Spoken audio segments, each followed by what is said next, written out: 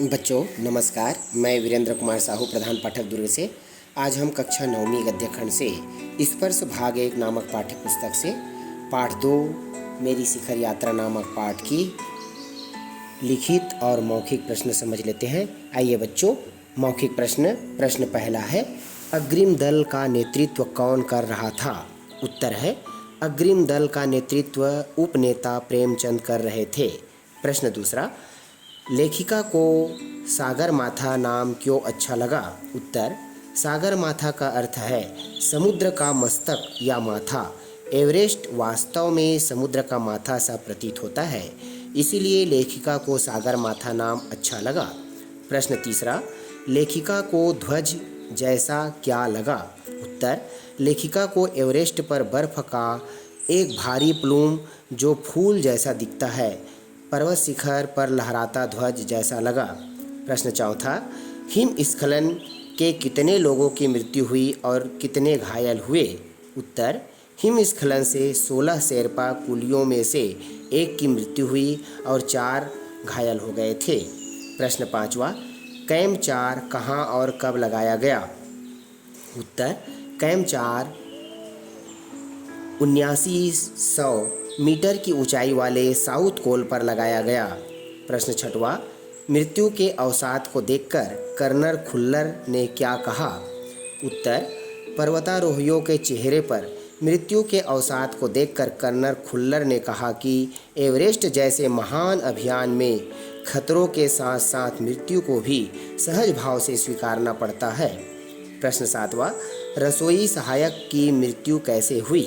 उत्तर, जलवायु अनुकूलन न होने के कारण एक रसोई सहायक की मृत्यु हो गई थी।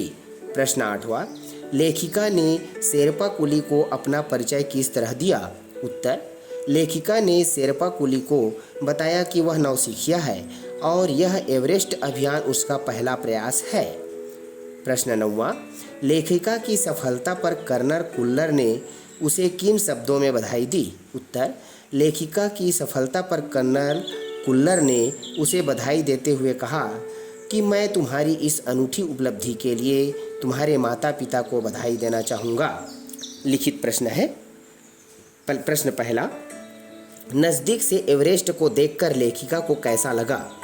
उत्तर है, नज़दीक से एवरेस्ट को देखकर लेखिका को इतना अच्छा लगा कि वह भौचक्की होकर खड़ी रह गई और एवरेस्ट लाहौर से और नुस्से की ऊंचाइयों से घिरी बर्फीली टेढ़ी मेढ़ी नदी को निहारती रही।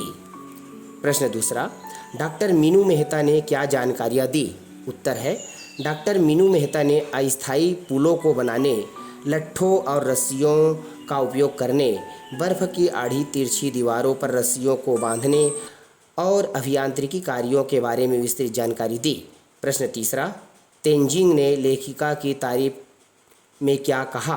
उत्तर, तेंजिंग ने लेखिका की तारीफ में कहा कि तुम एक पक्की पर्वतीय लड़की हो, तुम्हें तो शिखर पर पहले ही प्रयास में पहुंच जाना चाहिए। प्रश्न चौथा, लेखिका को किनके साथ चढ़ाई करनी थी? उत्तर, लेखिका को जय मीनू तथा की के साथ चढ़ाई करनी थी, क्योंकि अभियान दल में ये तीनों उनकी यात्रा के साथी थे। प्रश्न पाँचवा, लोबसांग ने तंबू का रास्ता कैसे साफ किया? उत्तर है, लोबसांग ने अपनी स्विस छुरी से लेखिका के तंबू का रास्ता साफ कर दिया।